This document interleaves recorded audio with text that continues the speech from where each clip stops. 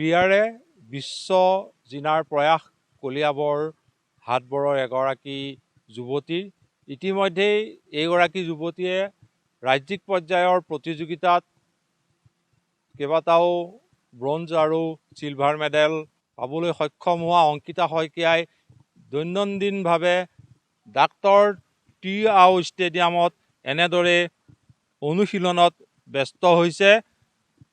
অংকিতাৰ সপোন আহি থকা সময়বোৰত ৰাষ্ট্ৰীয় নহয় অলিম্পিক মেডেল জয় কৰাৰ লক্ষ্য বুকুত বান্ধি এনেদৰেই এইগৰাকী 19 বছৰীয়া যুৱতীয়ে এতিয়া কঠোৰ অনুশীলনত ব্যস্ত হৈছে।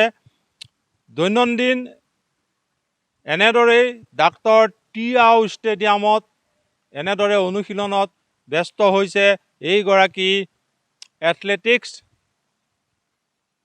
ইতিমধ্যেই 100 মিটাৰ দৌৰ প্ৰতিযোগিতাত ৰাজ্যিক পৰ্যায়ত 4টাকৈ মেডেল লাভ কৰিবলৈ সক্ষম হোৱা অংকিতা শইকীয়াই কঠোৰ অনুশীলন অব্যাহত ৰাখিছে, কাৰণ চকুত অযুত সপোন ক্ৰীড়াৰে বিশ্বজয়ৰ সপোন। আমাৰ লগত এইগৰাকী ক্ৰীড়াবিদ আছে, তেওঁৰ পৰা জানিম নৱপ্ৰজন্মৰ ক্ৰীড়াবিদ। আপোনাৰ চকুত অযুত সপোন, আপুনি কি আশা কৰিব, কিয় অনুশীলনত ব্যস্ত হৈছে? মই অলিম্পিকত মেডেল পাব বিচাৰোঁ। মই 2019 চনৰ পৰা প্ৰেক্টিছ কৰি আছোঁ। প্ৰথমে মোক মিনু মেমে ইয়ালৈ আনিছে। মই কোকৰাঝাৰ ছাইড প্ৰেক্টিছ কৰি আছিলোঁ। 3 বছৰ ধৰি মই তাত প্ৰেক্টিছ কৰিছিলোঁ। এতিয়া এবছৰ মই ইয়াত কৰি আছোঁ। আপোনাৰ কি আশা আছে?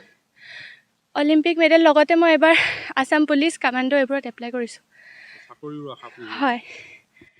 এনেদৰেই এইগৰাকী নৱপ্ৰজন্মৰ ক্ৰীড়াবিদে ক্ৰীড়াৰ জৰিয়তে নিজৰ সংস্থাপনৰ বাট মুকলি কৰাৰ আশাৰ লগতে অলিম্পিকত পদক লাভৰ আশাও পুহি ৰাখিছে।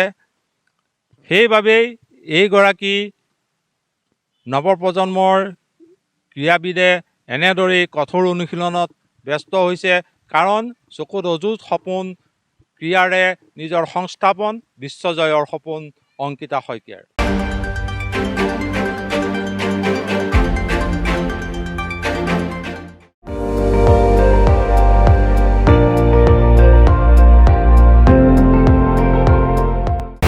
আপুনি চাই আছে ND24, সৰ্বশ্ৰেষ্ঠ নহয় সৰ্বোত্তমৰ দৌৰত।